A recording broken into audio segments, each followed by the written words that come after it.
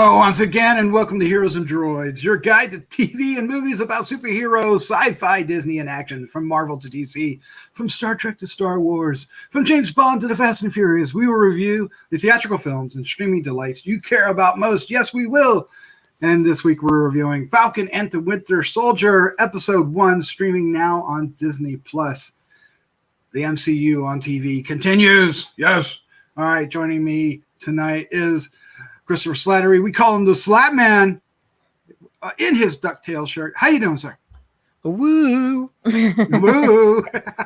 I'm good. I'm good. You ready to transition from WandaVision into Falcon and the Winter Soldier? You mean from magic to typical superhero? I'm actually ready for it. Exactly what I'm saying. All right. Also joining us tonight is podcasting and Rockstar.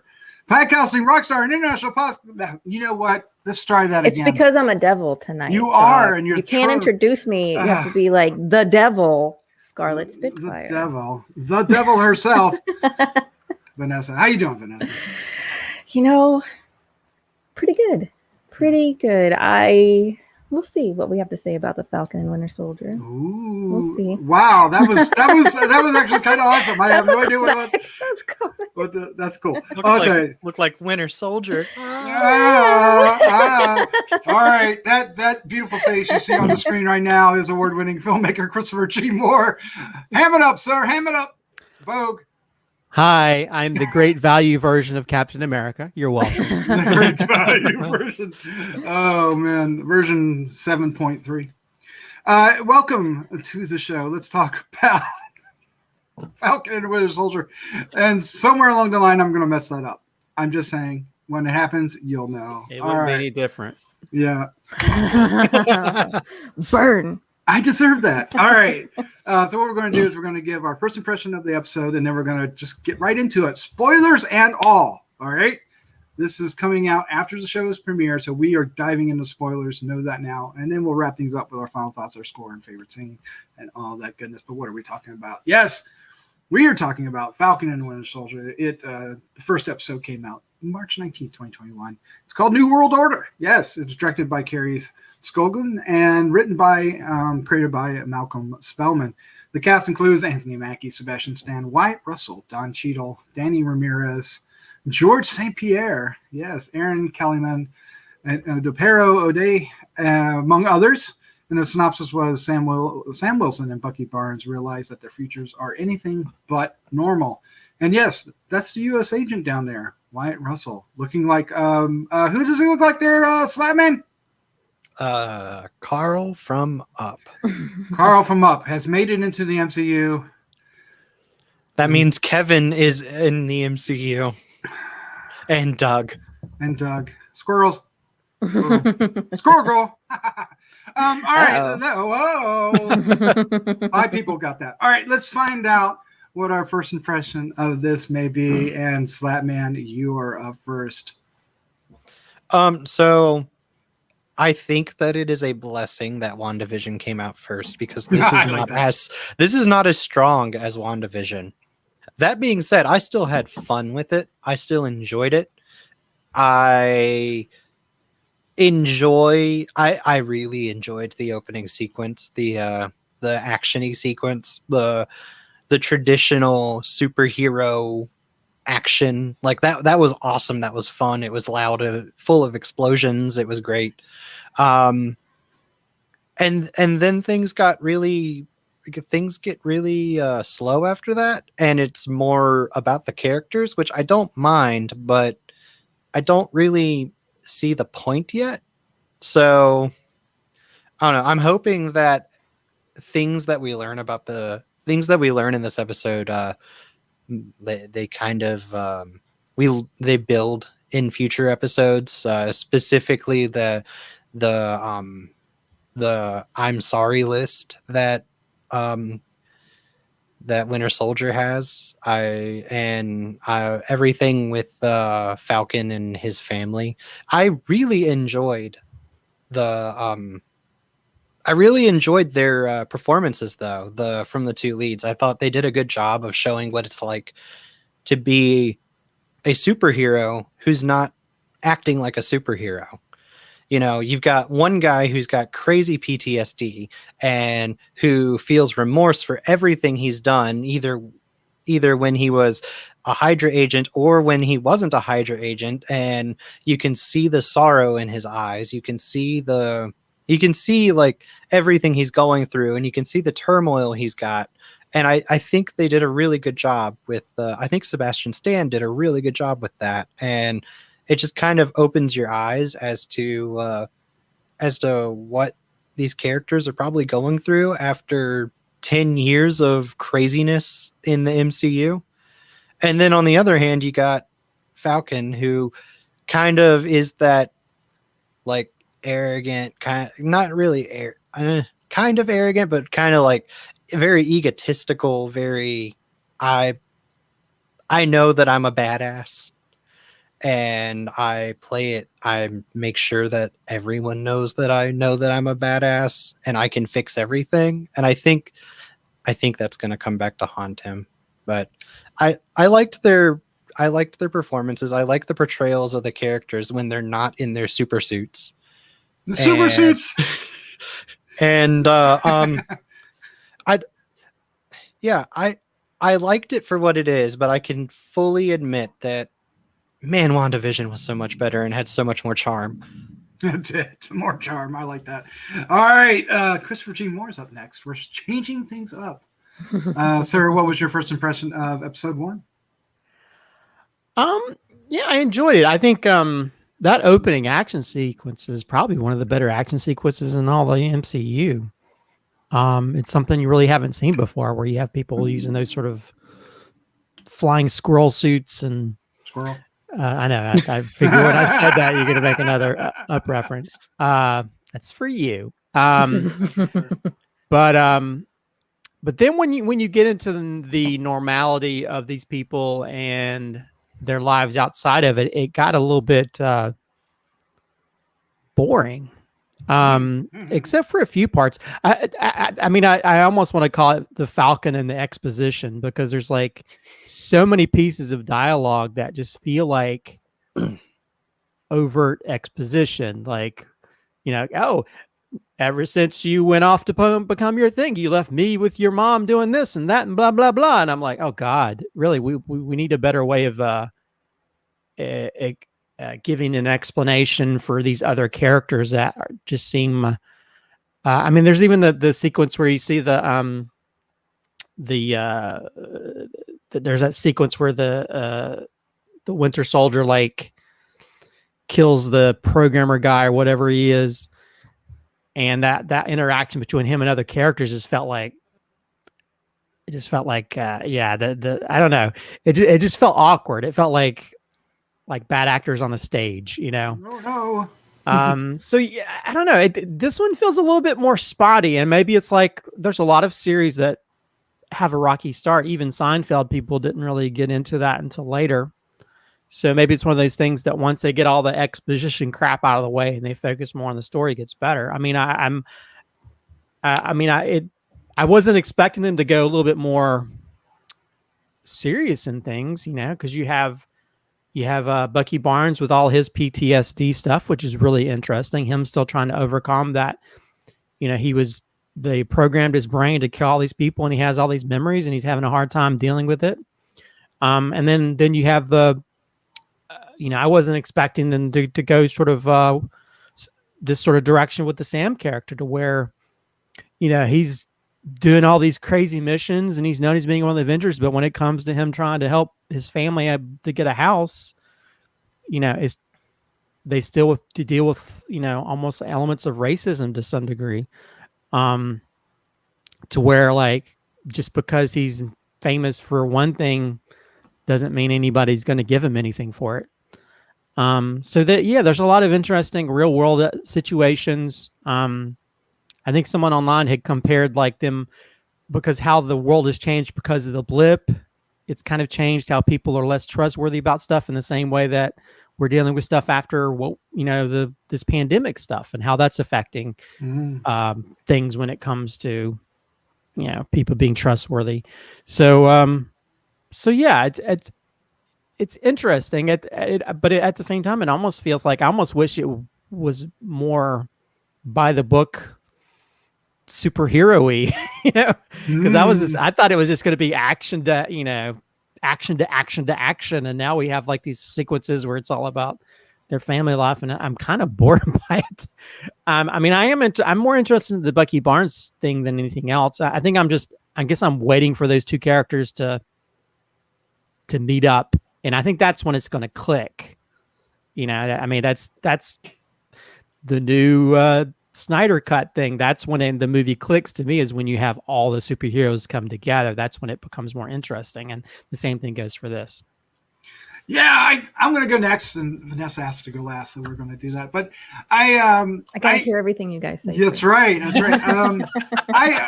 I feel like this episode is missing context, right?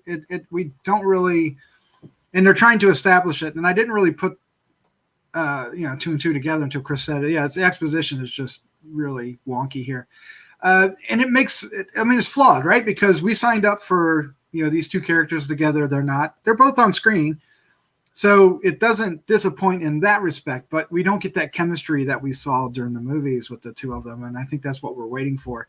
So to not have that throughout the entire first episode, I think is a little off-putting. Also, there's no Zemo. We all know that Zemo's coming, and there's only like a little flash of his name on a card on Bucky's notepad, right?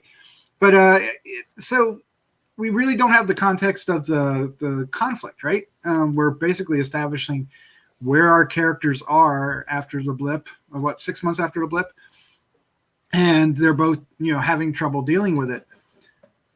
And for me, the context of getting into that just wasn't very smooth. It was a little awkward. Doesn't mean I didn't like it, though. I still enjoyed this quite a bit, and I'm very interested. But having coming after WandaVision, after WandaVision episode 1 came out, which in some respects has some of the same kind of issues, except for they turned those issues into mystery, right? So this one lacks that mystery. So I don't know if there's a whole lot to talk about, right? There's not this water cooler moment yet. I feel it's coming though, and there's enough of that in here to keep my hopes high, and look forward to the remaining only 5 more episodes. So it's a little bit of a rocky start for me, but it's not a failure at all. I really like these characters. I really like the actors. I think they were doing a great job. It was great to see Don Cheadle step in, and you feel that the authority between him and Sam Wilson. The old timer, if you will, versus the rookie. Even though that's not really the case any longer, but that's how they're positioned against each other. So there are some interesting things. The Bucky part, for me, Christopher, is interesting. I was less interested in the Bucky part. I was kind of like, didn't we already know this? I mean, not maybe the specifics, but we already knew he was having trouble. And there's some like, wait, didn't he like get his mind wiped every time he got to new things? Or how would he remember? I don't know. I go down rabbit holes with this, and I'm not really sure that's what they intended. But we get Baytruck. We get this new group that also the Flag Smashers. These are all characters and names that kind of have some root in the Captain America history of stories. So as a Marvel zombie, those would make my ears wiggle when those came up, and it'll be interesting to see where this goes. I wish I was a little bit more eager to find out. And that's, I think, the only thing that's missing. Vanessa, what about you? Me last. Well, I'll let y'all know. I wanted to go last because while I was watching this, I was kind of distracted. But then at the same time, I thought, well, if I was so distracted, then I wasn't really attracted to anything. Nothing was really catching my attention. I mean, I loved that opening scene. And I loved that they took something from Winter Soldier and brought it into this for that opening scene. And I agree with you, Chris. I think that's one of the best shot scenes in the MCU. Just really, really well done and exciting and fun. And you really get to see what Sam can do on his own. But overall, I was kind of a little not disappointed at all, but a little bored. And you come off of a show like WandaVision that's so kinetic, even in the first 2 episodes. And this one, to have such a slow start and to only be 6 episodes kind of struck me as like, all right, so are we really going to start rolling in the next 5? Like, are they even going to meet in the next episode? Not meet, but, come together in the next episode. So there were some things that were lacking that really just didn't grab my attention much. I kind of liked the delving into the PTSD of Bucky, giving him a little bit more story and agency, because personally, I never understood the hype about Bucky Barnes. I mean, and this is just from watching the movies, not from the comics, but from watching the movie, you don't really get to know him that much. I never built that connection with him like some other people have. And I think you're really going to get that in this, and you're going to see more of his personal side. And I love at one point he mentioned something about how he had peace when he was at Wakanda. Like, that's the only time that he has felt peace in his entire life since his whole story has began. And I think we're going to see things like that. And I think that's going to tie into a lot of what Sam is going through. And kind of to roll into some discussion here. Can you imagine being 90-year-old Captain America watching TV and be like, I just freaking gave that to you 6 months ago. Come on. You're going to give that away already. Oh my God. I know. What? And then you see at the end of the episode that, okay, this is where this is going to go. And this is how we're going to build these characters and develop their kind of story. But I'm ready for the action. I expected a lot more action from this. And I think it kind of fell flat there. I think so too. I mean, they did introduce, the bad guys, if you will, these flag smashers with the mask and the hands. And, we begin to get into the mystery, but we really don't understand what they're after, right? We don't even understand that anybody understands that they're a threat outside of Ramirez, this companion is not the right word, but this co-soldier, another soldier that works with the Falcon.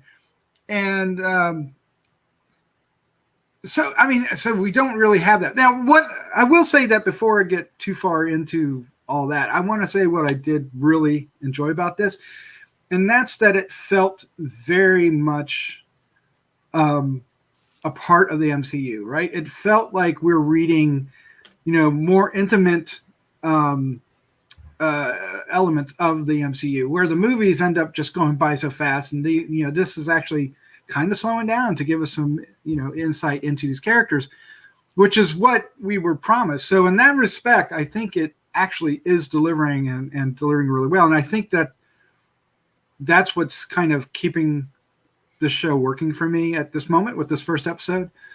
And I'll be interested to see what you guys thought. I mean, did you guys, because we mentioned Wakanda, we talk about the blip, there's all these drops that, did you guys feel like this was definitely the MCU and, just a little bit smaller portion of it? This felt like a scene out of a movie. Yeah, it really did.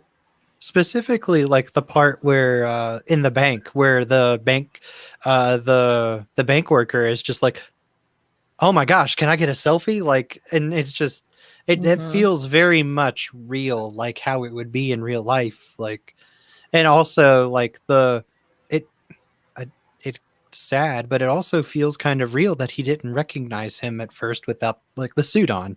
Mm-hmm.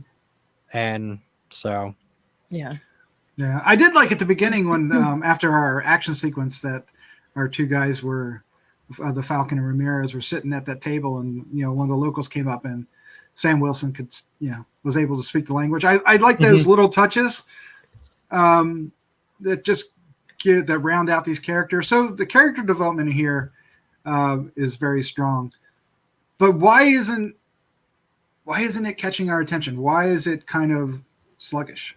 Well, even the way he delivered the line in a foreign language seems stilted to me. Did it? It was like, I only learned how to speak this language, this one phrase in this language. And so, yeah, I don't know. I mean, when you talked about the connection to the MCU, I think that for me, there's actually one connection that's more subtle. If you remember the first Captain America film, where Captain America is talking to Sam, and they compare that, like, once you've been in war, it's hard to sleep on a big bed because it's like sleeping on a marshmallow. And we see that scene where Bucky Barnes wakes up and he's sleeping on the floor. So that it's those little things that you don't really think about that are connections to the bigger films. But I don't know. I think once we get into the real life of these people, I think we get so bogged down in trying to explain these relationships, connections between people, whether it's family or people they're working with and that kind of thing. The focus is so much, and I think that's why we sit here and we talk about, like, oh man, how much better WandaVision was. But WandaVision didn't have to spoon feed everything. Although some people hated that. They're like, oh, I don't know what the hell's going on. You have to explain everything to me. And now you have, like, they're just basically, let's make sure we say this part about these people, and let's make sure we point out this thing. Let's point, and it just to where it's like you're being force fed these pieces of dialogue, to where it's like, to where you're trying to explain, like, oh, you had like the older Asian guy that he's hanging out with, and he's like, oh yeah, when my son went, and so you have all these pieces of dialogue. They're supposed to, like, make you emotional, but then you feel like I feel like these people are just reading dialogue. And when that could have just been as simple as him knocking on the guy's door and you see the picture, they could have just visually shown that and you could have understood why he's hanging out instead of having to explain it. You know what I mean? So I don't know. And I don't know. Yeah, I don't know. I almost wish this had gone like the old 80s action show route, like it'd been like Airwolf or A-Team or something where they just go on missions together. That'd be more interesting. I think the problem is the MCU and Kevin Feige are so, like, into, like, we need to make sure this connects in all these different ways, and maybe because they had 6 episodes, we need to put all this stuff in here so people understand what we're starting off on. But it feels kind of fake. It doesn't. I'm not really invested because I feel like you're given all this information that movies are made to sort of that works well in books, but doesn't work so well when it comes to, like, people, like, talking. So yeah, I don't know. I think this is one of those things where I came into it with a different mindset as to what this show is going to be about, and it becomes less actiony and more like, these characters and that kind of thing. And I hope it doesn't turn into one of those things to where we just spend every episode them talking to his psychologist or whatever, or it becomes more of a psychotherapy session than action. But I don't know. I mean, I think the last scene is the catalyst for the action going forward. I'm not foreseeing it being so slow going forward. And I understand them placing it into giving us a sense of their reality, like we were talking about with the loan and the not recognizing him, but still being prejudiced against people who were gone in the blip, because she said to him at one point, when I was dead these past 5 years, like, what was I supposed to do? I think it is important to give it that sense of reality and kind of aloneness, because for the past 10 years, we've been together and we've been building together and everybody's been together to create this, Avengers Assemble. But now everybody's kind of on their own and trying to figure things out. So I do think that's important. But I also think they could have done it with a little bit more kinetic energy in this episode. And I really hope to see that going forward. But I think seeing, what did you call him? The agent, the U.S. agent? U.S. agent, yeah. I think that is the catalyst for both of them. Because Bucky's going to see that, And I think we're going to get, I always forget his name. From the beginning, you said the old guard and new guard with Sam. War Machine? War Machine, yes. Yes. I think we're definitely getting War Machine back in it too. He's going to want to be involved in this reclaiming the shield and all that kind of stuff. Well, and I think the main thing is this is the pilot of the show. This is the beginning. Most pilots, they have to sort of like put that information out there, and then once it's out there, you don't have to rely on it so much. So I think hopefully we'll just be flying by the seat of our pants with the hopefully by the rest of the episodes where we don't have to rely so much on like, okay, this is the setting, this is these people, go. Mm-hmm. And another thing to consider is that it's also very similar to episode or issue ones of comics, like where you have to establish everything that's going on. So, like this very much felt like an issue one to me. So Yeah. instead of an issue 13 continuing on from issue 12, like where everything was already established. I think they wrote this with the mindset that people have seen the movies but don't understand the characters that well. I also took a lot of the Falcon scenes as showing him at the beginning, showing him where he's comfortable, where he excels, and then with his family showing him where he's uncomfortable, where he doesn't excel, to show that he is human even though he is a superhero, you know. Yeah, so the Peter Parker syndrome, right? I mean, we love it when it's Peter Parker because, you know, there's a little bit of a difference there, right? It's this kid who has powers, and that, you know, how does he deal with it? And it works with like a Captain America character because of the, you know, being a man out of time, but it doesn't work as well with Bucky or the Winter Soldier. It's like trying to do that with Black Widow. It's right. And you know, do we want to see the every man? And you know, maybe we do, maybe we don't. I mean, I'm not really sure. Again, to me, a lot of this was just context, right? I think the context was woven in an awkward way. But I appreciate what they're doing, right? Because I do want to get to know these characters. I just wish I miss that they're not together. I miss that chemistry, and that's what I signed up for, to be honest with you. I wanted to see these two characters together, and then the fact that they're not together in the first episode is kind of a kick to the knees. Yeah, maybe it's showing us that they need each other, though, too. You know, building on that aloneness, and each of them having that connection to Cap, and that he being kind of like the rock for them. Right. Well, that's a big thing, is that this episode had so much Captain America in it without having Captain America in it, right? It just felt, his presence was felt, you know, almost every frame. Or lack thereof was impactful, I think is a better way to put it. Yeah. I mean, yeah.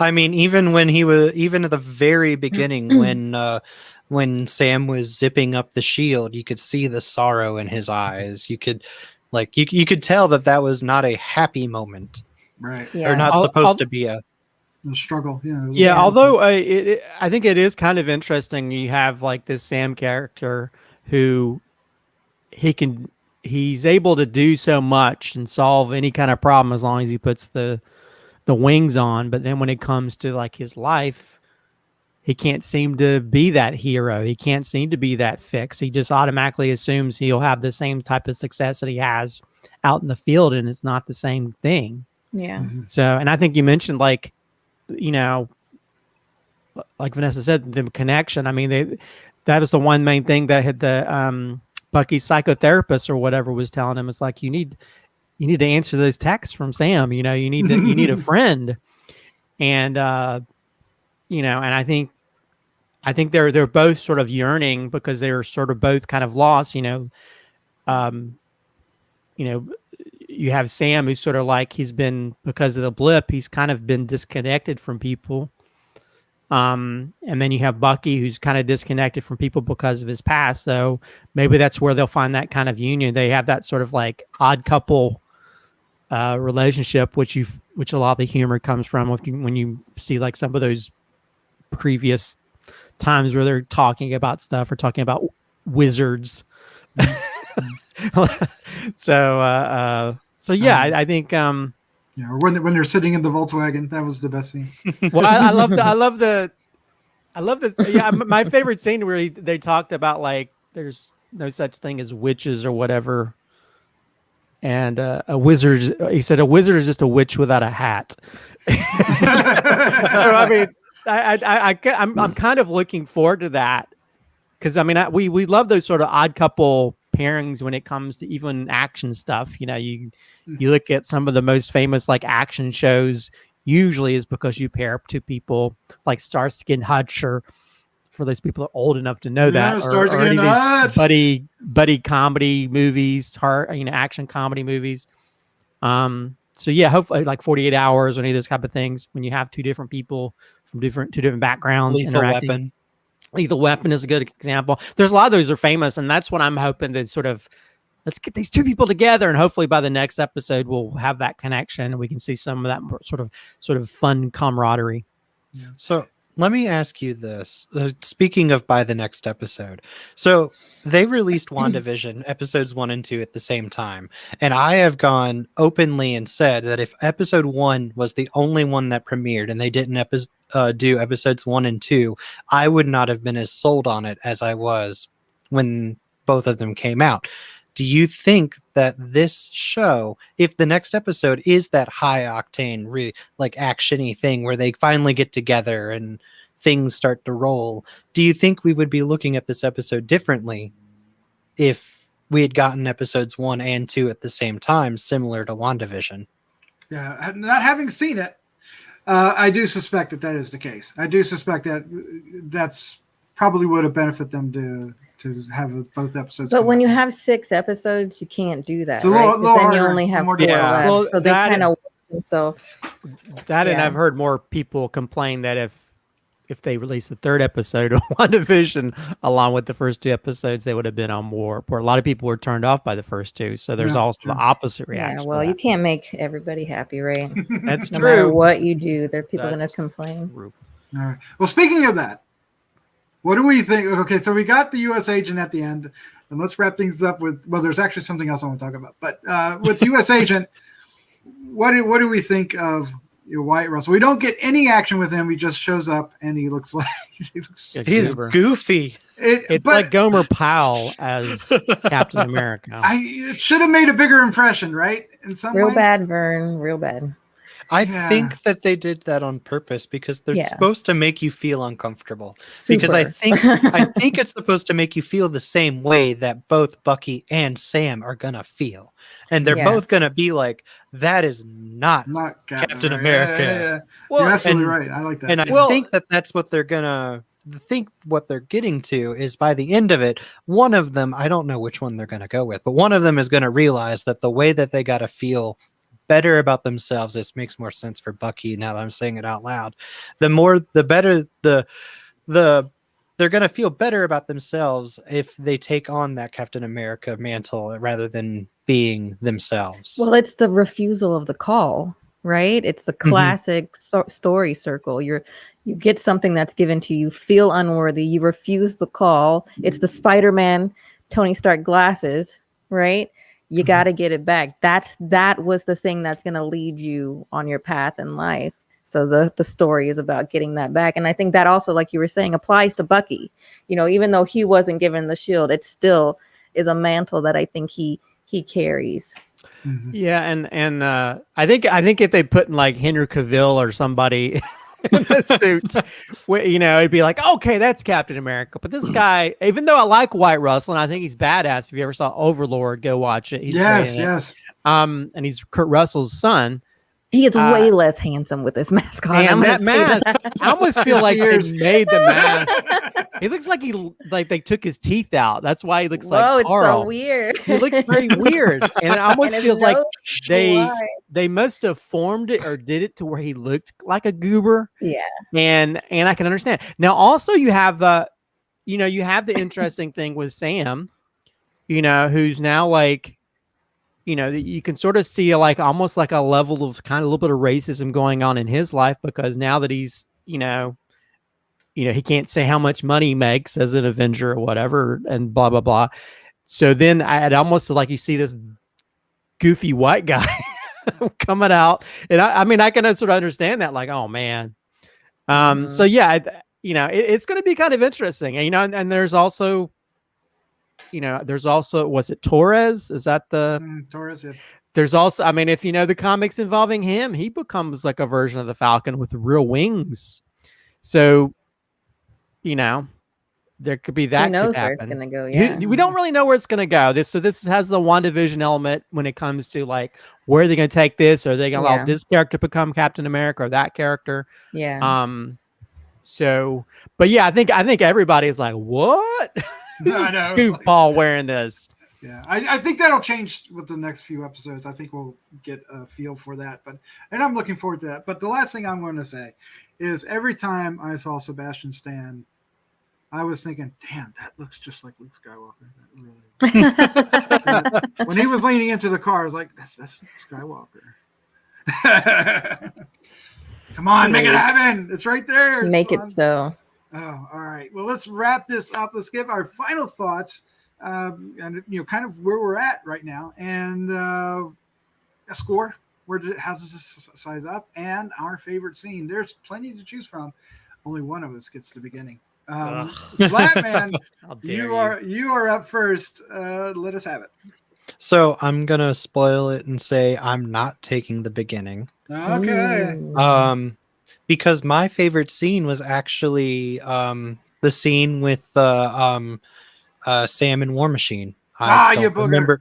Damn I loved that because I feel like that's also gonna play heavily into Falcon's character, and that's gonna be more of his call to action, And I also just love is it Don Cheadle that plays War Machine? Yeah, I love Rhodes, I love him. I love his portrayal of that character, and I really like the chemistry between the two, and I love the imagery of Captain America throughout their entire conversation, because it's quite obvious that somebody's going to take the shield, and it's just a matter of who needs it more. But that's probably episode 6.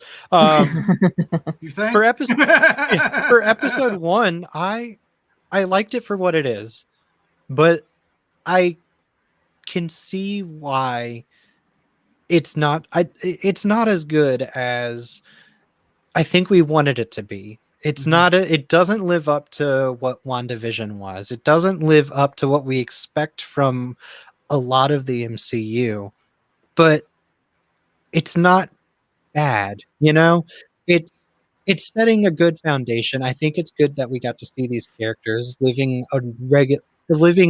what is supposed to be a normal life, because I think it's gonna build onto how they feel when they're being super. I think it's a foundation that's going to impact their decisions, and I actually kind of liked some of the interactions they had. The Bucky scenes in particular, I thought, like, how it shows how uncomfortable he is just being in the world, but how he has relationships with certain people, and how he hates the relationship he has with other people, and I don't know. I enjoyed it, and I can see why they did it, but I do wish there was more of that opening scene, action, boom boom, explosions,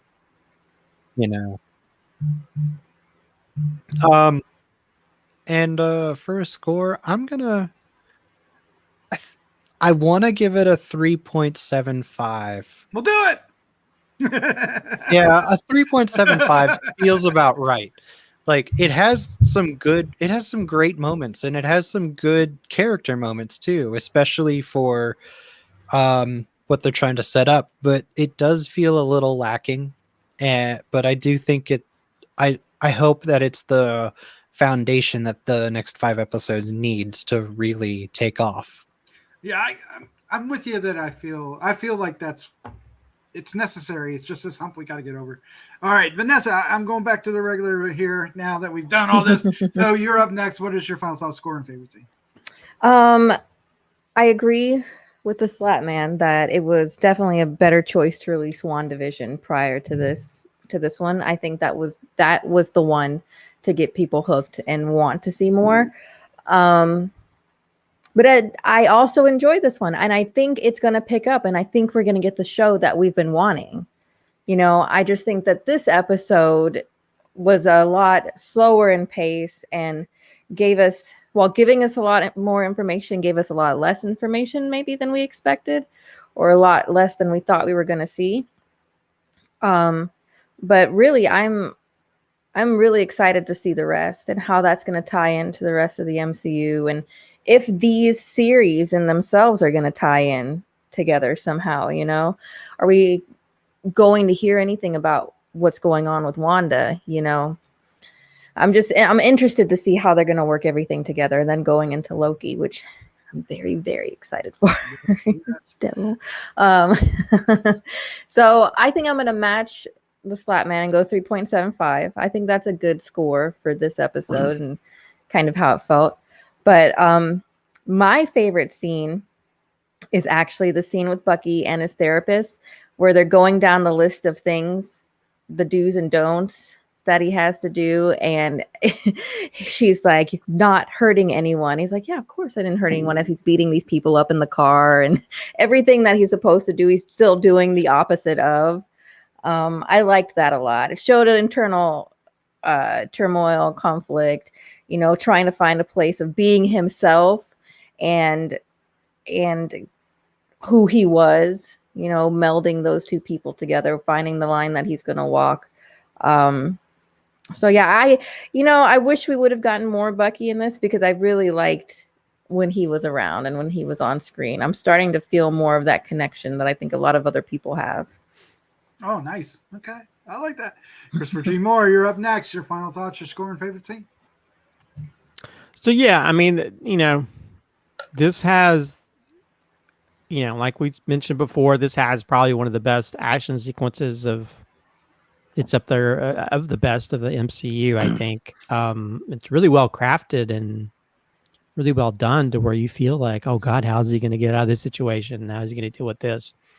And then we get to sort of like the normal things you find in a lot of pilots for shows, where they have to like, okay, these are these characters, and let's use dialogue to explain this and that. And I think the exposition is the main thing that kind of like sucks the air out of it. But it is creating the foundation for what we have later when it comes to these characters that we've learned about and that we know now, these situations that have sort of been explained. So hopefully a lot of that exposition will go away, and it'll just go primarily to storytelling, you know. And then we sort of ended on a cliffhanger of sorts with the I can't believe it's not Butter Captain America, to where, you know, how are they going to deal with the situation to where, you know, Sam sort of turned down taking the Captain America, you know, shield, and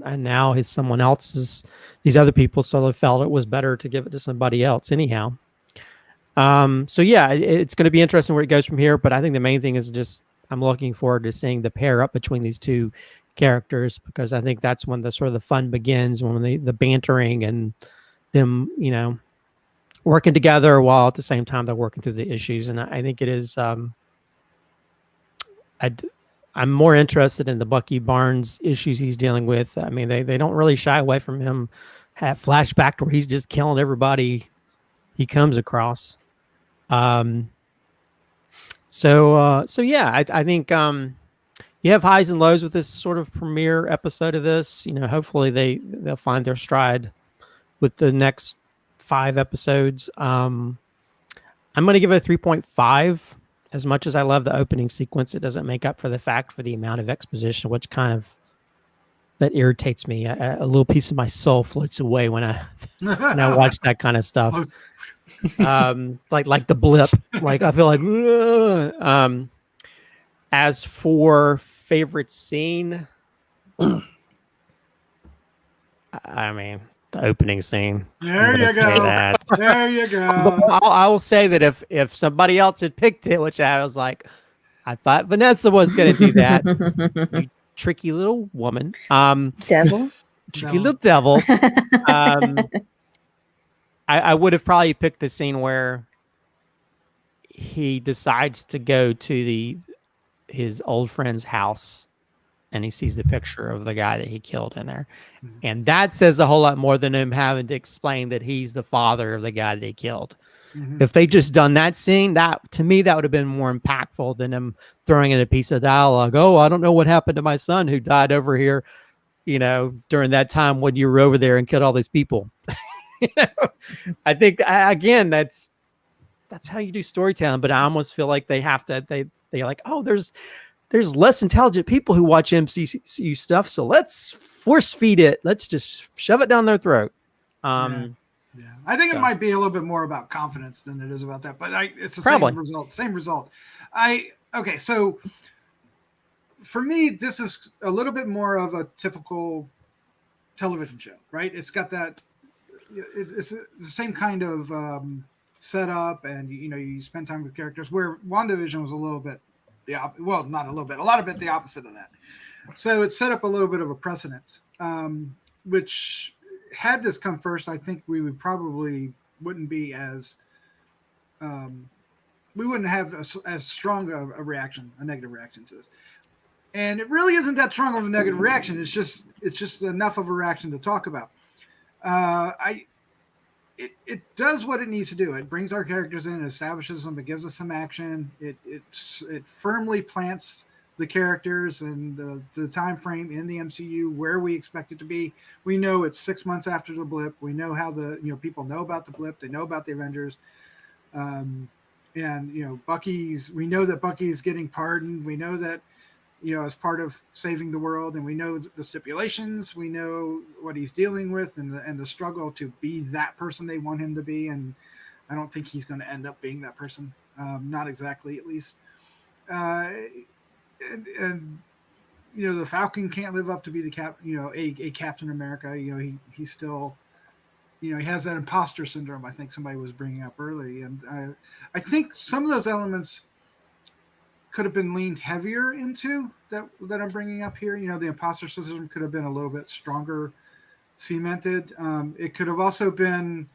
I think I'll just put it simply this way. I was going to go somewhere, but I just think the cliffhanger, if you will, fizzled a little bit, right? It just kind of like, okay, there he is.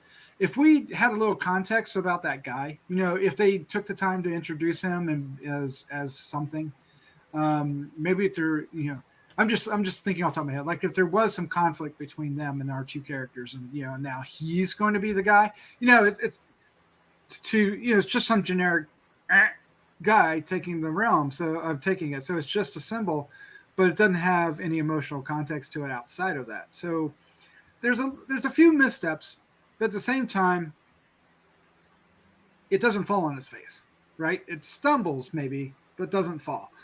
And I'm going to give it a 3.5 as well. I think 3.5, 3.75. I think both are very acceptable ratings for this. I think it's solid, right? It's solid. If this was the MCU TV show, the only one I was going to get, I'd be happy, right? Because it is very much. It doesn't fail in giving us the MCU that we want when it's time to do that, right? When the Falcon scene comes in and he's chasing down the helicopters, although there is a body count, guys, Falcon killed more people than Winter Soldier did this time.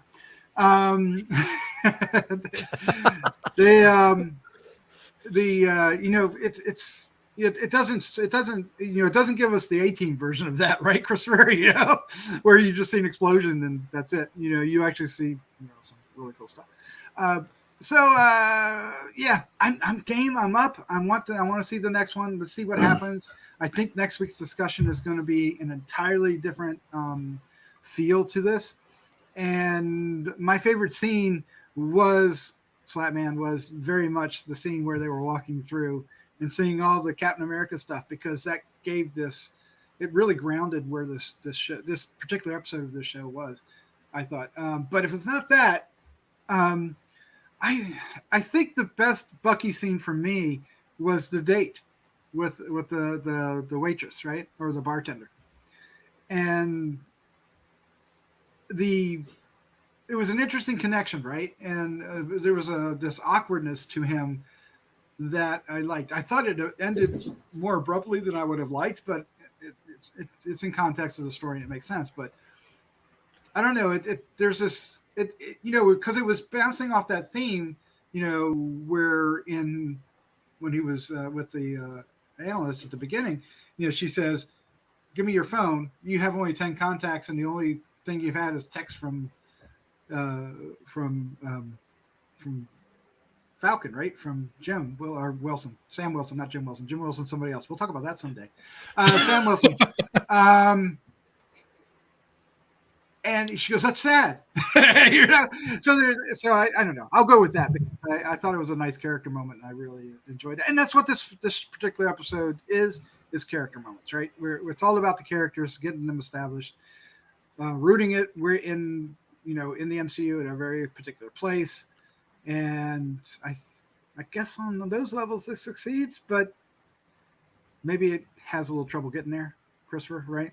So but it's most starts are like that, So predictions for next week. Are we going to be like blown away by next week now that we've had this? I think it'll be an improvement, but it won't be a 5. Ooh, I like that. Well, I think it's going to build. I think it's going to build. I think so. I'd agree. Yeah. I also don't think that. I think it's probably going to be another episode where they're not together until the very end. I fear that too. Please don't do that. I really want them together sooner than later, but I think you're Yeah. right. I think you're right. And we need Zemo. Zemo's on the list. I don't know if you guys paused during the list. Zemo's on the list. I have no idea who Zemo is. He was in Winter Civil War. Soldier. Civil War. He's the guy in Civil War. He's from Inglourious Bastards. He's the one that's flirting with the French Jewish girl. Oh, actor. Okay, gotcha. Zemo. I was just thinking Zima, like the drink. Zemo. Okay. No, he's the one that orchestrated the Civil War and did all that. So he comes back. Okay, I've completely forgot about that. Yep, Okay. Yep. And there's more Marvel characters going to show up too. We'll talk about that next week. Well, All right. that's the universe. Well, no, I mean That works. All these cameos. Yeah, well, not as cameo. Actually, it's part of the cast. She actually has a poster and everything. I don't know if I can get the poster for you. Can I? I don't think so. But anyway, why don't we save all that for next week? Christopher, Slattman, Vanessa, thank you for joining me. This was a lot of fun. Looking forward to talking about the next 5 episodes. Yes. Yeah, it'll be fun. Hopefully, lots of action. Lots of action. All right, Lots of explosions. Yes. Let's say goodnight. Good night. Good night. Good night.